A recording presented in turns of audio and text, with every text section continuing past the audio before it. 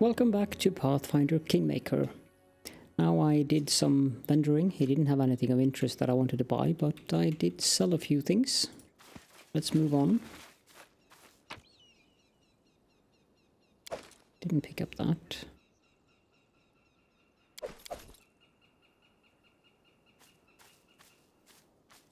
I think we need that fish.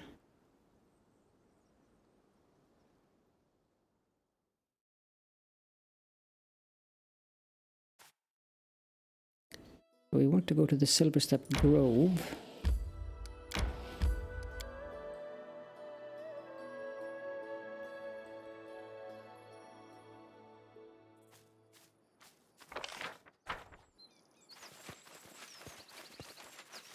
Any last wishes? Help you! They just said exposed.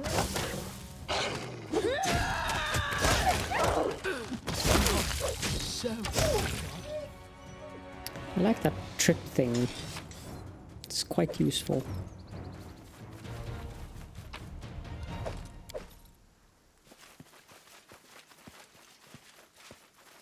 Without a doubt.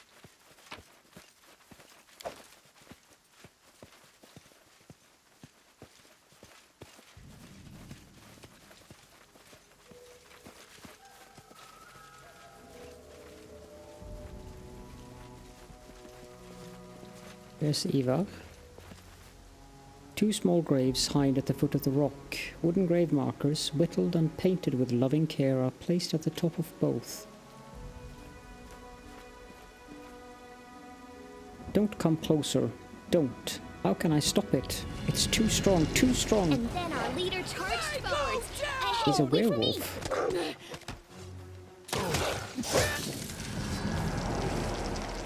The werewolf's powerful body shrinks and contorts. The beastly features transform into the face of Ivar, the hunter. There are deep wounds all over his body. So this is how it finally ends. Tell me the truth about what happened to you.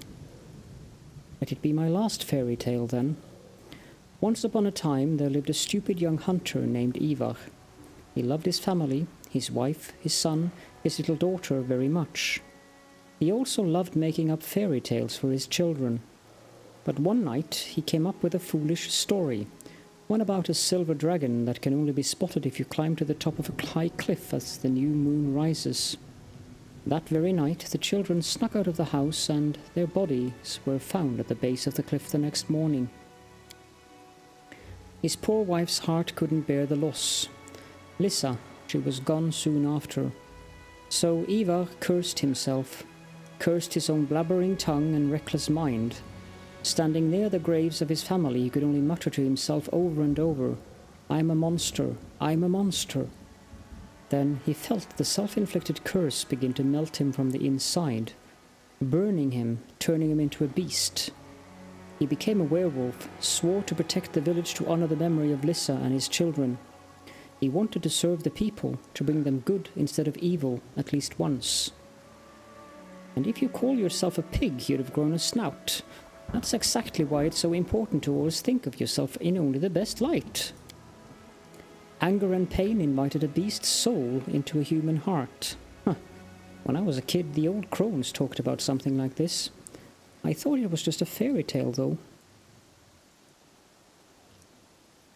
Why not work for me? Lay down the title of Dragon's Voice and become the Baron's voice for the people. Sorry, Baron, but no. I'm not interested in working for anyone else. Besides, the village would never accept me if they learned who I really am, so please just finish me off or let me go. The choice is yours. Enough, Ivar. I've heard what I need. I won't kill you. Ivar stands, holding the wound on his side. I was not expecting mercy, but I'm certainly grateful for it. Head forward, then take to the right, and if you're looking for work, my advice would be to find a travelling circus. I'm sure you'd fit right in. Go. Try to forgive yourself if you can. Ivar bows slightly and then winces in pain. A word in parting, if I may, Baron. Consider it my werewolf instincts talking. I can tell you'll be the subject of stories and legends yourself soon, and I'm sure they'll be told far and wide across the land.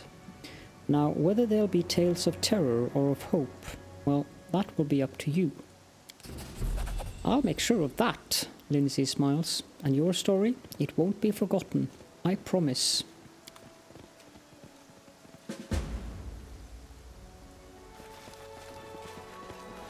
That was a very peculiar... We march ahead.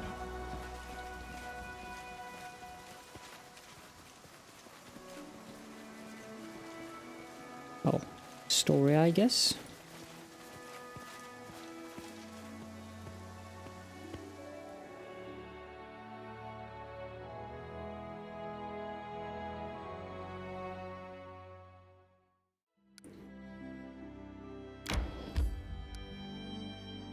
Now,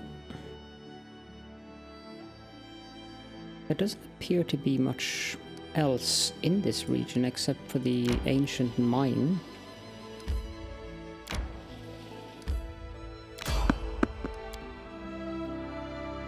Evade them.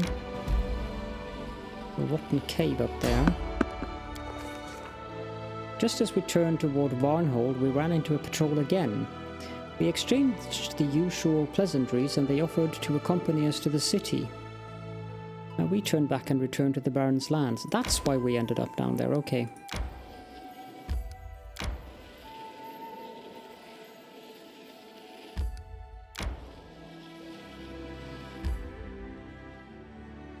I would like to see what the heck is going on in my kingdom. Or barony as it is right now.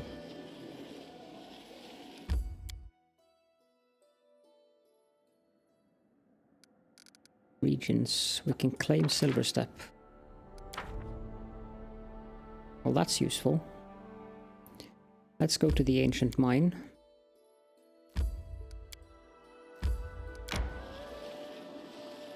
Time to get some rest, isn't it?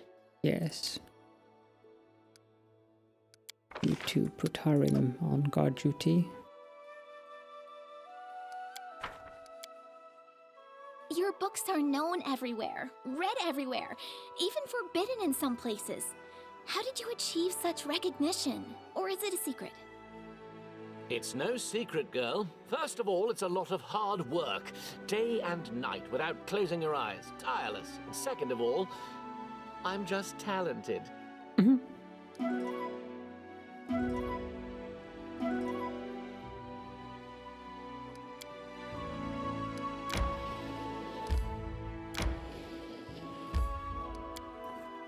So what is in this ancient mine then?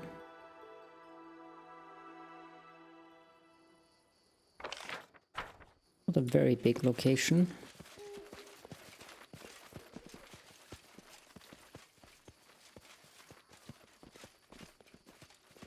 One of those reused assets.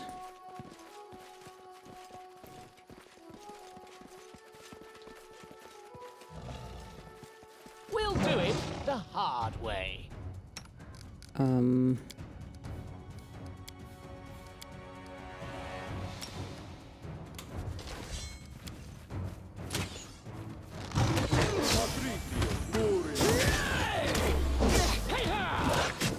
Will they ever learn? Darn it.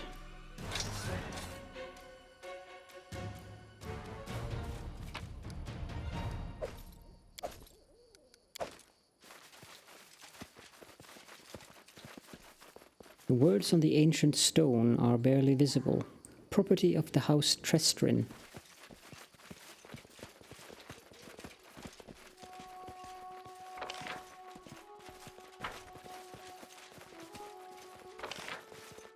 That all?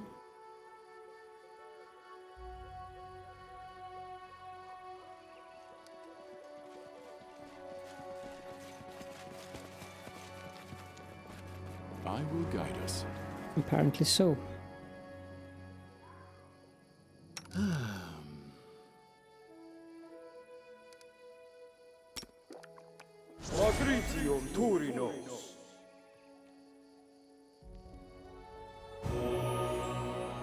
There we go. And then we can leave the area again. I think it's time to go back to the capital.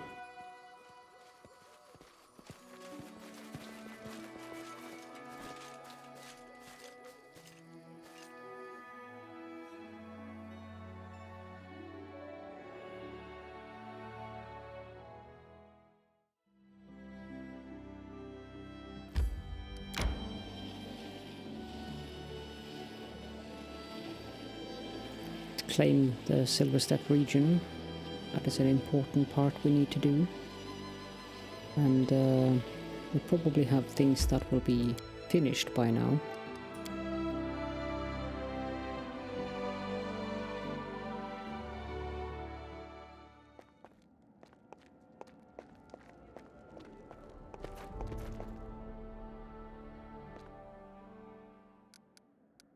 Claim Silverstep. Christian, you can do that. Oh, we need more.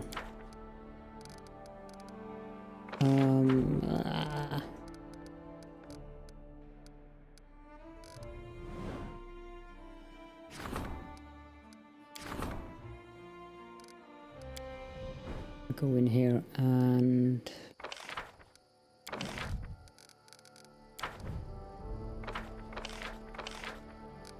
purchase BP. I think I want 500.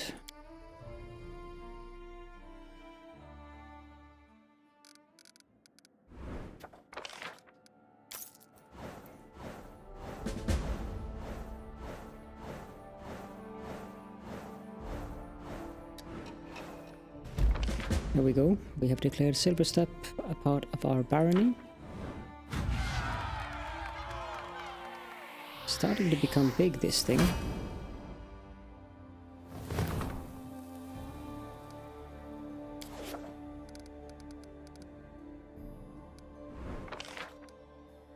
Opportunity failure. Opportunity failure. A new phase in the life of your capital. Rebuild your capital into a lively town. It's time to grow and evolve. Laying the foundation. The cost of buildings with a static stability bonus is reduced by 10%. I think that was a waste of BP, but... Okay, so in Silverstep, let's build a village there. And name it... Port Betabyte.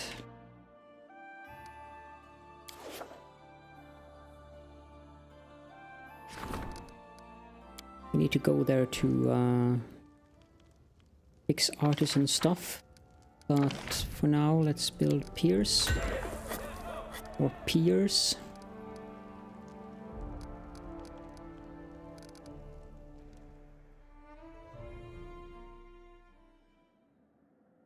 And then I think we can build quite a bit more in the capital. Oh yes.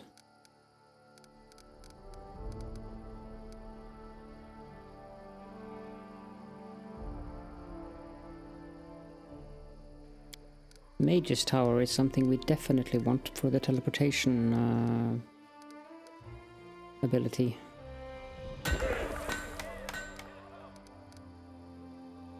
Printing house.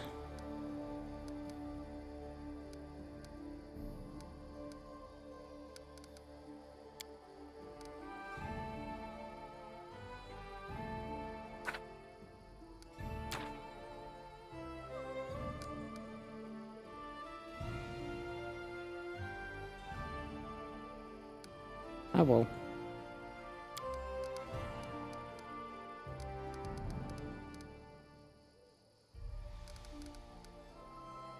The school, let's build it there. The printing house. Plus 4 to stability while the barony's alignment is lawful. And plus 4 to community, so that's rather useful.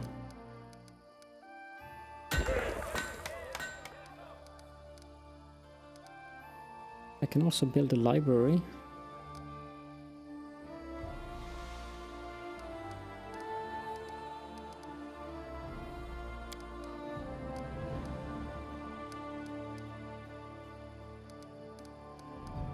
So many things we don't really need, but that I want to build anyways.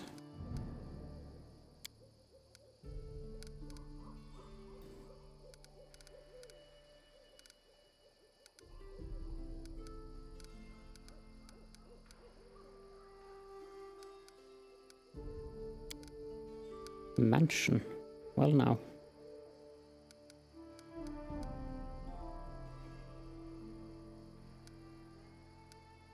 Really minor bonuses.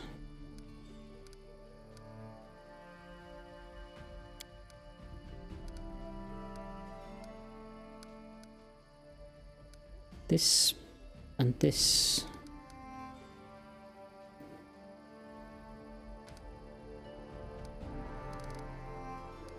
There were certain things that we could only build outside, like a watchtower and a windmill.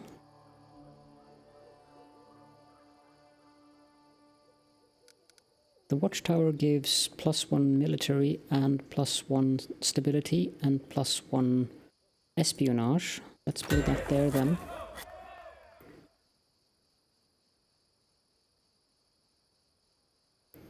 Tavern and brewery.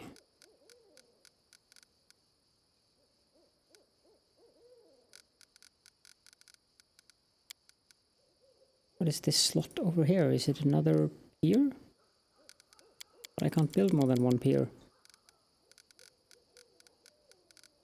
Ah, I can build a lighthouse.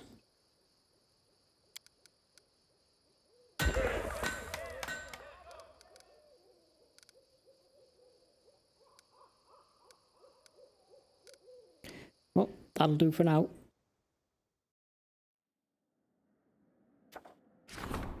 A noble in trouble. That's an opportunity. That is also an opportunity, and I forgot to start the event as per usual. Ergot. The entire region's grain harvest is infected with ergot. That's something we definitely need to solve. Combat priests.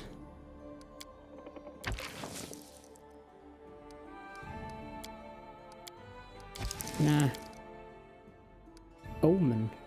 A white deer with bloody antlers was seen in the forest. Could it be a sign sent by Erastil himself? Whatever lies behind these stories must be uncovered.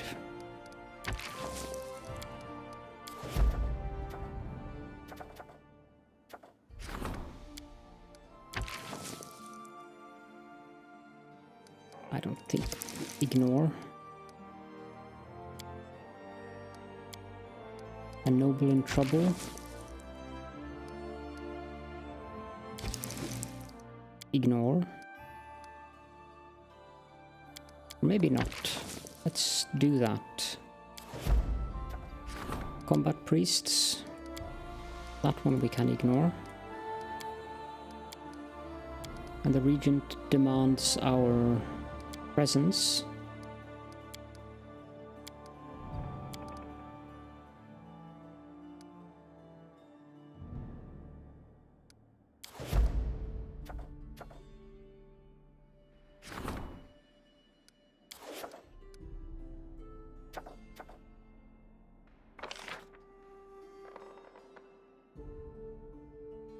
We lost the it's only opportunities, so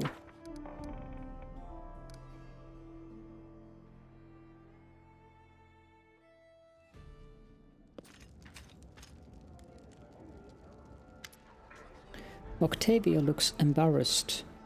I've come with a request. Could you find a diplomat to handle negotiations and politics? I lack the stamina to lead complicated discussions, and I don't have time at all for politics. Your subjects grow in number and their problems multiply. It seems almost everyone demands attention. The girl smiles timidly. Speaking of their problems, I keep hearing about how difficult it is for your subjects outside the barony, especially in Brevoy these past few weeks. The merchants overcharge our peasants or use their connections to force our people into a disadvantageous agreements. Why not build a consulate there? I'm sure your subjects will appreciate you taking care of them, even when they travel outside the barony. I like this idea. Let us build a consulate in Brevoy. Wonderful. I'm glad that we'll be taking care of your subjects, even when they're traveling outside the country.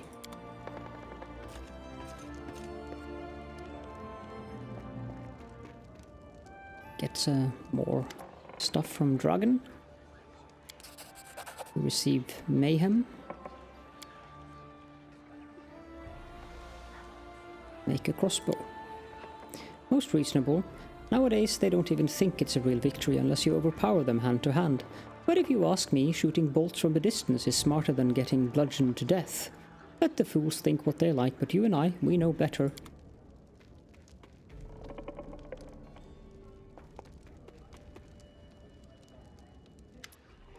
Mim Wobblegander. Okay. There you are. I've wanted to see you in person for a long time. All of Brevoy is talking about your feats. The girl is smiling curiously. Sizing you up, she finally nods to you. Mim Wobblegander, the greatest goldsmith in Restov, at your service. Happy to meet the ruler of this land. You know, it's quite beautiful here. The view of a lake surrounded by picturesque green forest were inspiration for a lovely brooch design. I do have a sapphire, but no green jewels, and I've no idea who can help me with this. We're surrounded by simpletons here who know nothing of sublime matters, except for you, of course. Mim looks at you meaningfully. What is the greatest goldsmith in the Restov doing in this backwater? Seeking recognition and inspiration. You see, not everyone in Restov realizes how unfairly destiny has divided its gift between me and my competitors. I got all the talent, you see, and they got all the glory and respect. It's all nonsense, though. I'll soon remedy this irksome situation. Besides, I'm mortally tired of Restov's dust and greyness. And the view from here to the Tors of Levenis is beyond compare. Just look at those peaks, such mysterious power in their easy dignity. Very well, you shall have your gemstone. Wonderful. I shall impatiently await your return. Assumes she's one of the artisans.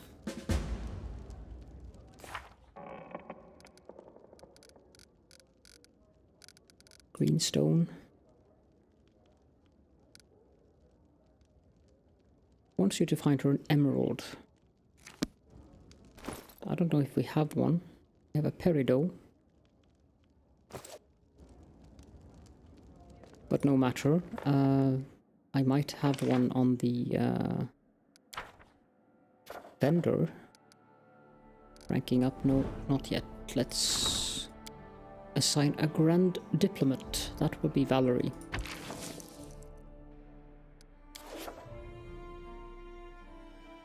And the regent is assisting the grand diplomat in relations.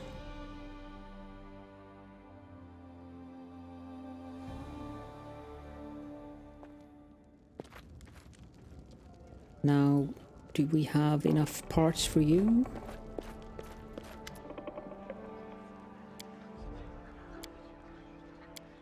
No, no, no, no, no, no. Gold coins. Such clear air. I feel like I'm back in my home woods. I can feel the wind tussling my hair. The storyteller takes a deep breath and laughs joyfully. Yes, now I recognize to whom this once belonged. I hear laughter and the singing of the forest folk. Do you wish to learn the story of the Cypress Queen, Caledorn? Saddled horses neigh and stomp their hooves. They cannot wait to travel distant lands, searching for the legendary treasures of an ancient empire. I can feel the bravery of the previous owner, how she dreamt of adventure and fame. Do you wish to know where her path led her? I certainly do. Then listen, and I shall recount to you the story of the search of the gemstone cave. I would be happy to trade the whole set of items for their story. Can you hear it calling to us? Let us hurry. Tell me about the gemstone cave. I hear hooves clattering, wheels creaking. I smell the smoke of campfires. Wind kisses my face gently and rain washes it with tears from the sky. We are on a road heading north. We are on our way to the no man's land beyond the edge of the map, which promises a home to those who do not shy away from adventure. Those lands are where we will find our freedom and prosperity. 10,000 gold coins and 1,500 experience. I'm Jaxine Trestrin from the Tandak Plains, the heart of the great Taldan Empire. My family is old, but not rich. My inheritance as the youngest daughter barely covered the horse's cart and supplies for this trip. But who cares? My real inheritance was a sharp mind and strong hands ready for hard work. My children will know riches that my ancestors could hardly dream of. 1,000 years ago, on the Emperor's orders, the 5th Army of Exploration mapped the region around the Great Selen River, endless miles of plains, hills, woods and swamps. My ancestor served in this army, and his diary mentions a particular cave filled with wonderful gemstones floor to ceiling. The army turned back, leaving the gems unclaimed for centuries, but now they'll be mine. Onward. Go on. We reached the area described in my ancestor's diary. The locals from the tiny villages scattered in the area call this region the Camelands.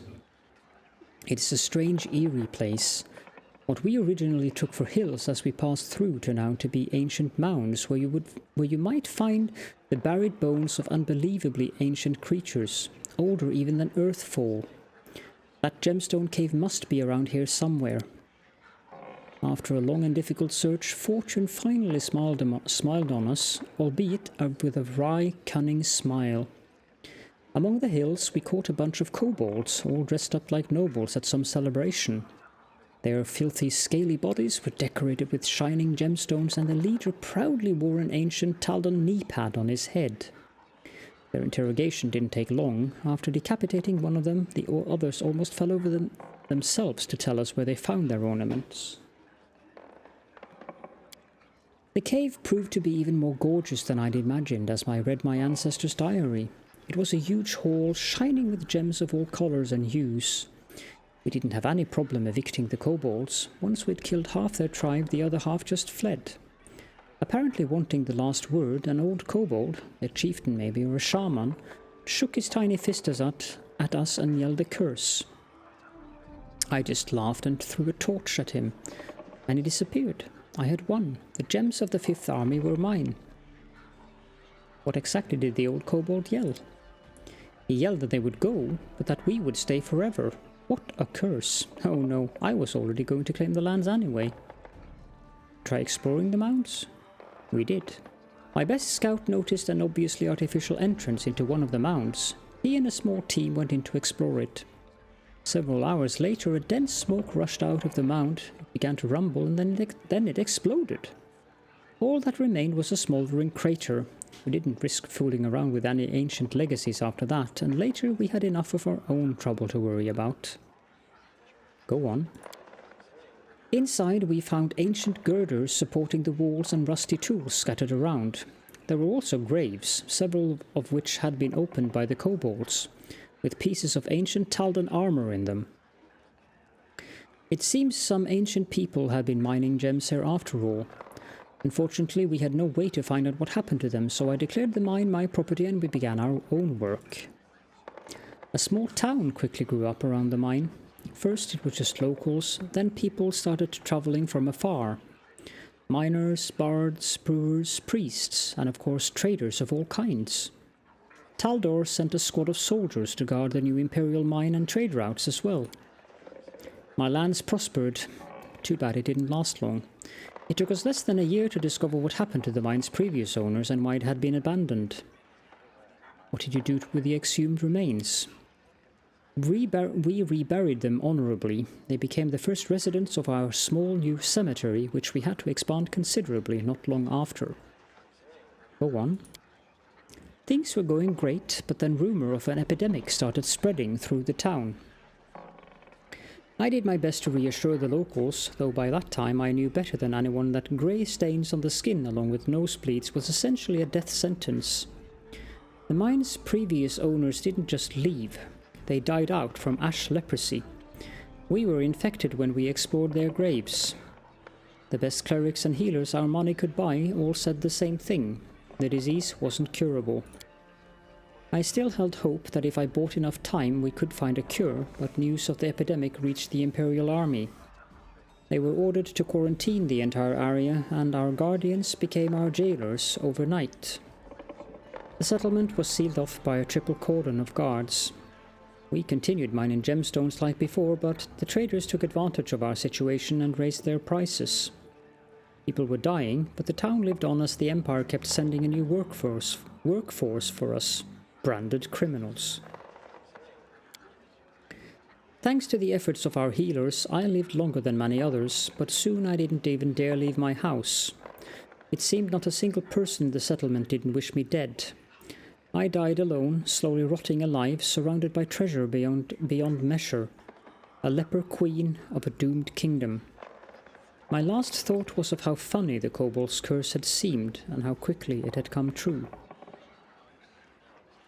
What happened to the city after Jaxine died? The mine was inherited by her family. The colony of lepers continued mining gemstones for many years until the mine was depleted. Once the mine was done, the town slowly died out.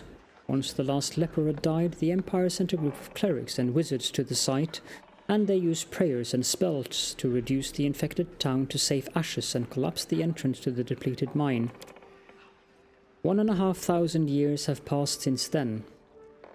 No one even remembers a colony existed there anymore.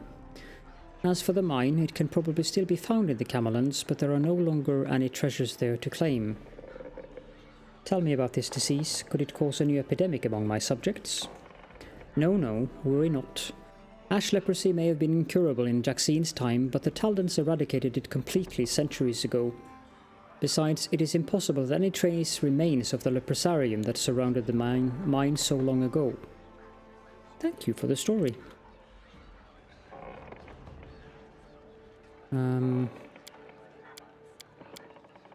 Tell me the story of the Cypress Queen.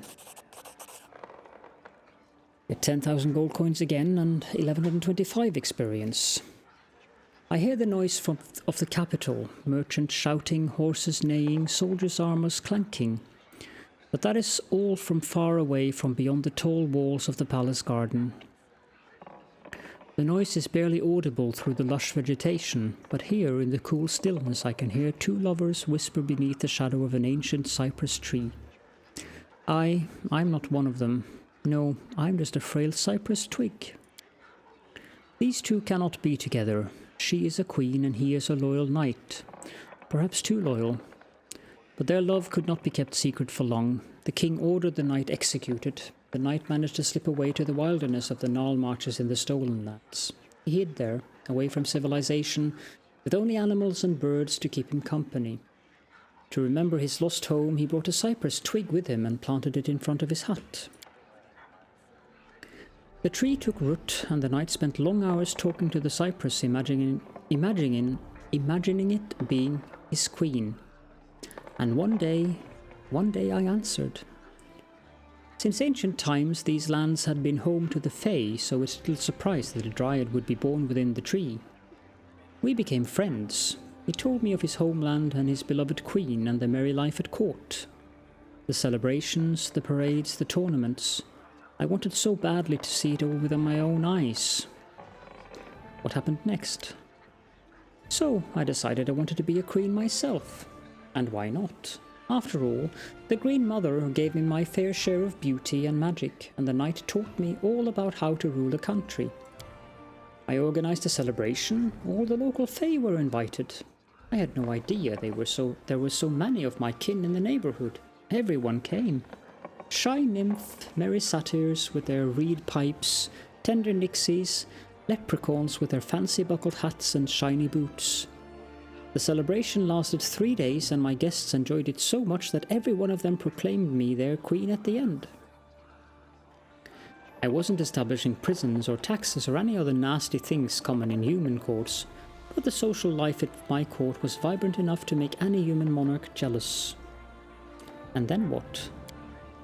Life in the woods changed a lot over time, and the knight changed too. After spending so much time around Fae and meditating alone in nature, he became more religious and built a shrine to Erastil with his own hands.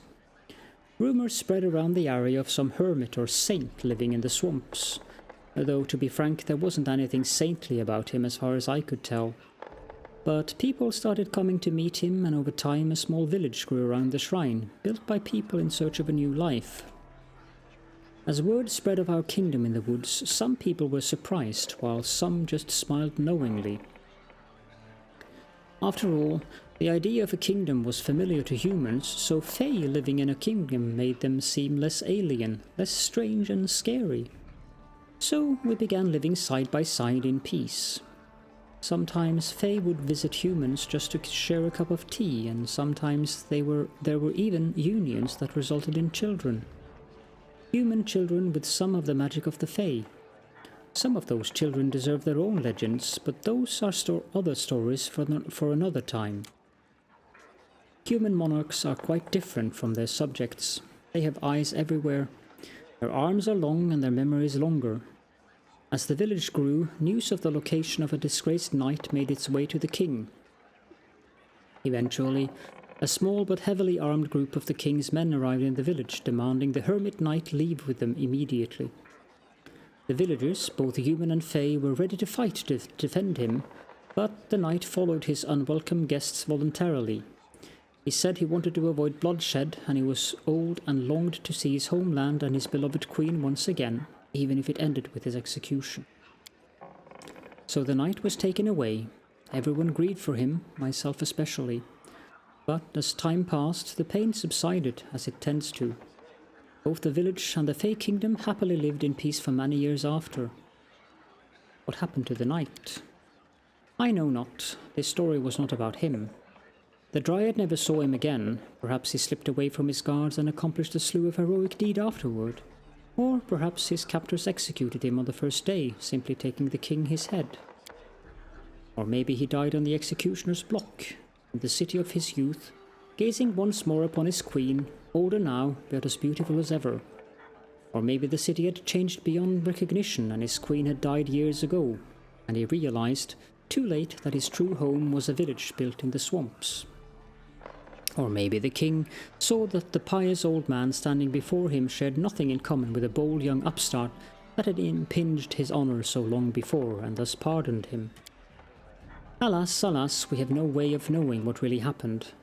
Time spared not even the kingdom where this story started, so your guess here is as good as mine. What happened to the village and the kingdom after that? If your wonder is strong enough, you could visit the Gnarl Marches yourself and ask the locals. I suspect someone there would know what happened next. But this story was about how the Fae Kingdom was established, and that story is over. Thank you for the story, storyteller. The storyteller inclines his head respectfully. And with that, I think it is time to end the episode. I'll go... Oh, maybe we should look at the thing we got. Mayhem. Anarchic Great Axe, infused by the power of chaos.